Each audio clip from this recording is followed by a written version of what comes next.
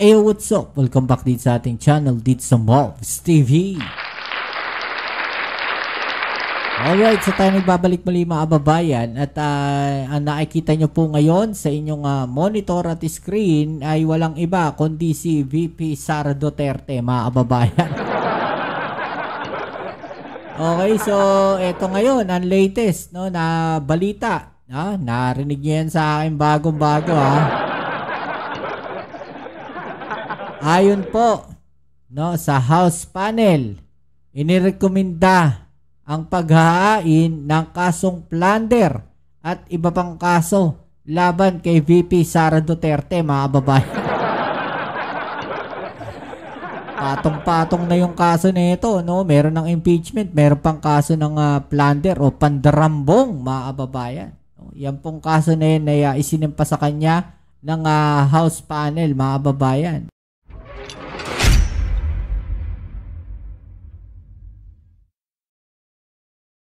Okay, so yan ang ating alamin ngayon at pag-uusapan. Pero syempre bago ang lahat, please don't forget to subscribe, like, share, comment dyan sa comment section.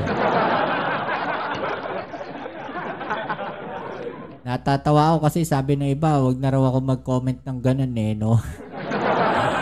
Okay, sige, pakilike na lang po ang ating video ngayon. Alright, so shoutouts tayo sa mga followers natin dyan, sa mga subscribers, sa mga nagko-comment. Maraming salamat po sa inyong suporta. Okay, so pag-usapan na natin to mga kababayan. Medyo matindi-tindi tong isinampang kaso ngayon kay VP Sara Duterte dahil plunder po ito. No, pandarambong to mga kababayan. No, medyo tignan natin kung malulusutan din ito ni VP Sara Duterte dahil mukhang lulusot. No, hindi ko sinabing lulusot mukhang lulusot siya sa impeachment dahil yung mga senador ay tila naging abogado po niya sa Senado. No? Dahil imagine naman ninyo, tignan nyo naman yan, no? Grabe. Ilan yung mga pumabor? No? Senator judges na bumoto sa mosyong ibalik sa Kamara ang articles of impeachment versus VP Sara. Ilan yung bumoto dyan? 2, 4, 6, 8, 10, 12, 14, 16, 18. No? Tapos yung bumoto na wag ibalik. No? Bumoto sa mosyong ibalik sa Kamara ang articles of impeachment, mga hindi pumabor, 5 lang mga kababayan. Diba? Mukhang nagkaroon nga po siya no, ng mga anong tawag natin dito, abogado sa Senado mga kababayan. Okay, so sabi po dito no, mga kababayan, sa balita, ito basahin natin. House panel inirekomenda paghahain ng plunder at iba pang kaso laban kay VP Sara Duterte. Okay? So sabi dito mga kababayan, ito inirekomenda ng House Committee on Good Government and Public Accountability, yan, inirekomenda ng House Committee on Good Government and Public Accountability ang paghahain ng kasong plunder laban kay Vice President Sara Duterte kaugnay ng irregularidad umano sa paggastos ng confidential funds. Okay? So, ang kino-question kasi dito mga kababayan, hindi rin ito maintindihan ng mga DDS yung irregularities, diba? Lahat naman no, hindi naman kino-question yung confidential funds mismo. Yung irregularities po sa confidential funds. Kung paano ginastos. Diba? Ang lagi nga nating sinasabi dito, kung yung sa confidential funds na yan, yung bang mga nag-receive, yun yung kino-question halos dito mga kababayan. Diba? Kung titignan ninyo, yung mga nag-receive, tignan nyo naman yung mga pangalan. Mary Grace Piatos, pangalan ng kung ano-ano. No, at ang kino-question pa dyan na isa is parang walang mga birth certificate. Diba? Yun yung irregularities mga kababayan, hindi mai-explain. Yun yung pinapaliwanag sa kanya. Ngayon, kung hindi niya maipaliwanag yan, no, at mukhang lulusot nga siya dito sa impeachment mga kababayan, wala na silang ibang hakbang kundi iharap sa kasong plunder si VP Sara Duterte. Diyan ang magkakaalaman siguro yan, no? Kasama rin sa pinakakasuhan ng mga opisyal at dating opisyal ng Office of the Vice President at Department of Education, pati na ang Chief of Staff ni Duterte na si Attorney Zulaika Lopez. Naku po. Kawawa naman yung DepEd, no? Ang dami-daming nangangailangan, pati nga yung mga laptops, no, na kino-question mga babayan. No?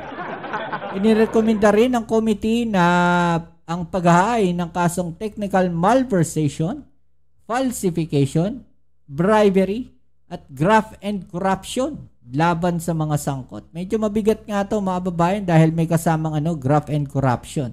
No, tapos yung falsification, ayan, falsification. 'Di ba? Kasi nga hindi ma-explain, no, walang dokumento yung mga nag-receive ng pera ng confidential funds. 'Di ba? Oh, sabi dito mga babayan, pinagtibay ng Kamara de Representante ang committee report sa session nitong Martes ng gabi matapos basahin ng chairperson ng committee na si Representative Joel Chua. Ito yung binanata nila eh. No? Yan na, bumuelta na. Ang rekomendasyon ay nagulat sa irregularidad umano sa paggastos ng 612.5 million confidential funds sa ilalim ng OVP at DepEd noong 2022 at 2023. Halos kalahating bilyon to mga babae. Grabe yung perang yan, no? Hindi alam saan napunta, no? Inirekomenda rin ng committee na amyendahan ng Joint Circular number 2015-1 upang maiwasan ang pag-abuso sa paggamit ng confidential funds. And so, sabi dyan mga babayan, hiniling ng committee ang paglikha ng pamantayan sa pagtukoy ng mga ahensya na maaaring bigyan ng confidential funds at ang limitasyon sa halaga nito. Yan, magkaroon na ng limits. Yun ang maganda dyan eh. No? Magkaroon ng limits, mga babayan. Hindi yung basta bigay lang ng bigay. At kung ano lang yung hinihingi nila, yun ang ibibigay. Diba?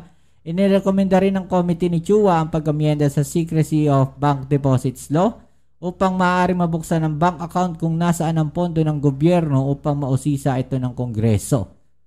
Ang kopya ng committee report ay papadala sa Office of the Ombudsman. Ito na. Commission on Audit, Department of Justice at Department of Budget and Management para sa kanilang impormasyon at angkop na aksyon, mga babayan. Yan po yung sinasabi po dito, no? At ito mukhang maganda to, no, yung rekomendasyon na to ng bank secrecy o Secrecy of Bank Deposits Law. Diba, pagka ikaw, no, ay halal ng bayan, no, dapat ay yung bank account mo ay pwedeng buksan. Okay? Ang problema diyan mga babayan, pagka mga ganyan, no, magkakaroon na ng mga cronies yan. No? Magkakaroon na ng ibang tao na pwedeng mag-receive, no, ng pera na yan ng taong bayan, mga babayan. Di ba? Pwedeng iba ang iba yung mag-open ng accounts tapos doon ipapasok yung pera. No?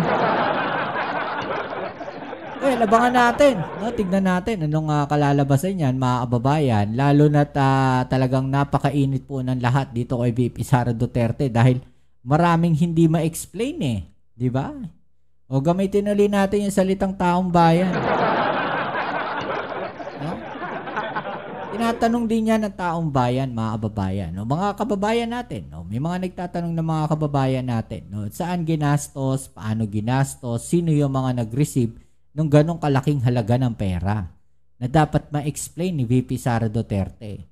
Diba? So kung makikita natin mga kababayan, no, itong ginawa po na to ng Senado, no, sa pagbalik sa Kongreso ng impeachment, mukhang mukhang tagilid na, no, yung impeachment na yan. Diba? Yun lang yung nakikita ko dyan mga kababayan dahil talagang nagkakaroon na ng delaying tactics.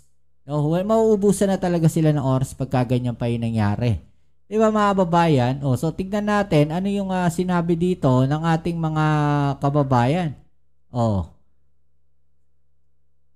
Diba? Tignan natin. Bakit si Sara lang kaya hindi nakalusot ang impeachment at medyo ma-delayed pa? Ibang strategies na naman gawin.